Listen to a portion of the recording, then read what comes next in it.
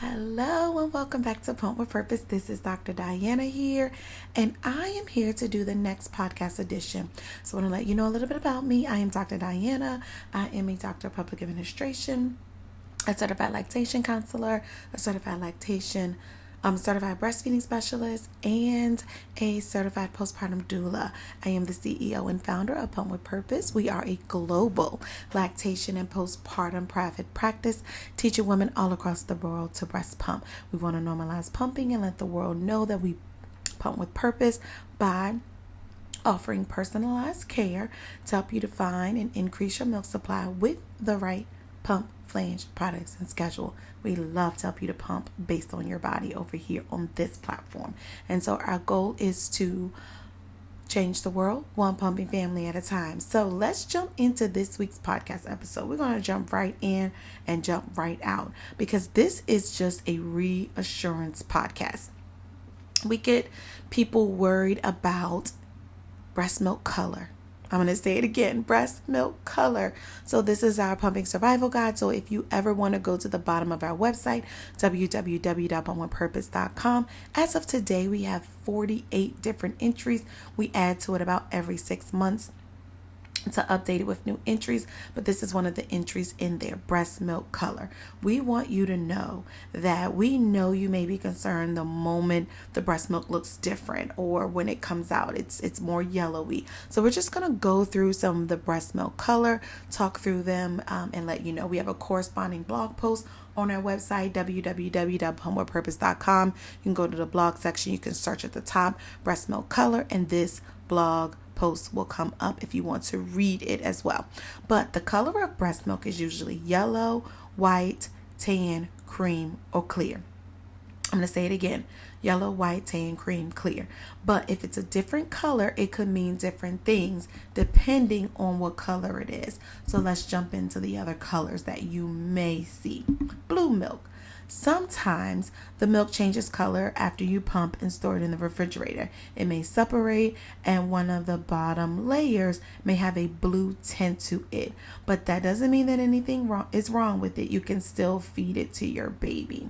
So just want to let you know sometimes breast milk can have like a blue tint to it. Green milk. Sometimes after you eat green foods or foods that contain green dyes, you may notice a greenish tone in your breast milk.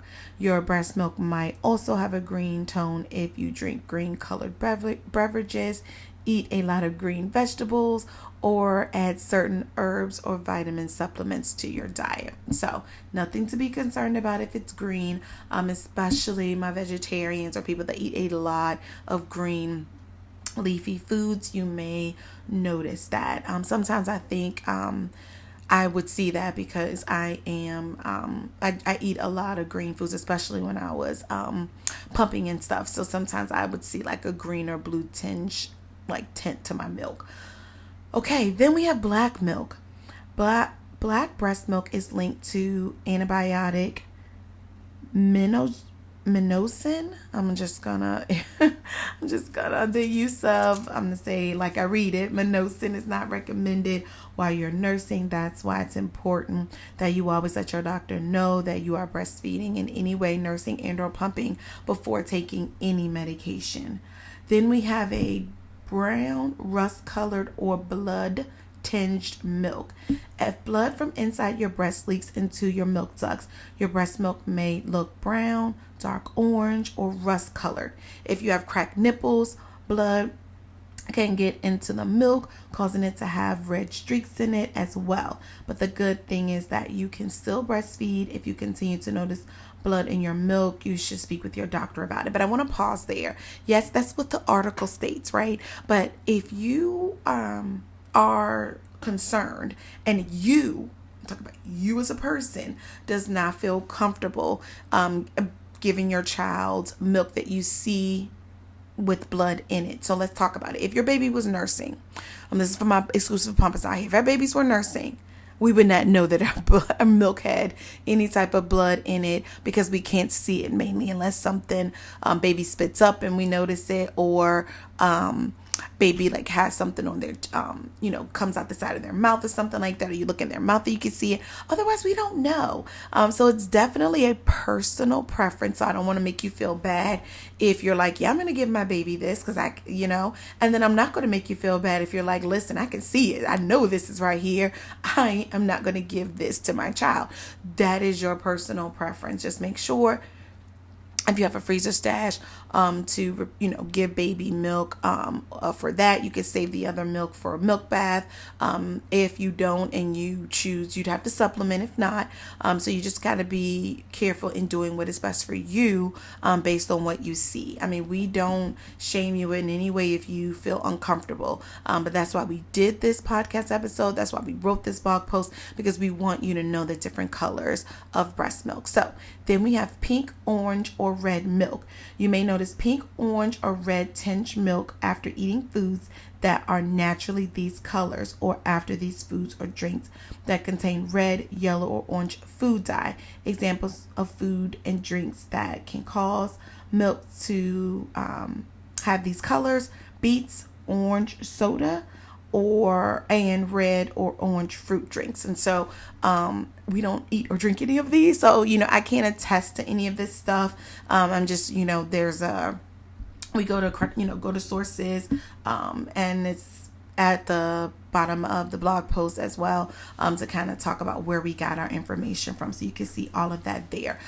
So again, we have seen our milk, white, yellow, is colostrum. When you first have baby, it is the colostrum, which is more yellowy, and sticky. And then it transitions to transitional milk, which is still kind of yellow. And then it moves to mature milk that can be the yellow, the cream, the tan, the clear.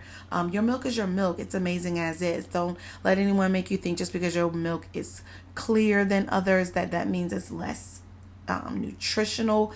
It's your body is producing milk for what your baby needs. So if your baby's dehydrated or sick, you may notice your milk is thin out. If your milk is, our bodies are amazing. Everyone, it doesn't mean that just because you see thinner milk that it means you don't have fat in it. Milk, it's been found in research that regardless if it's 4 milk or high milk, 4 milk can contain high milk and high milk can contain 4 milk.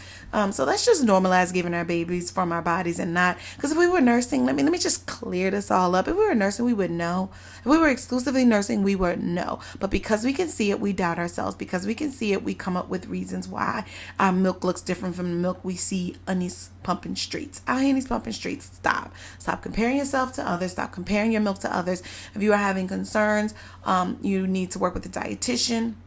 If you're concerned about your milk, what we also did, and this is nowhere near sponsored in any way, it's just something that Vindication makes you feel better.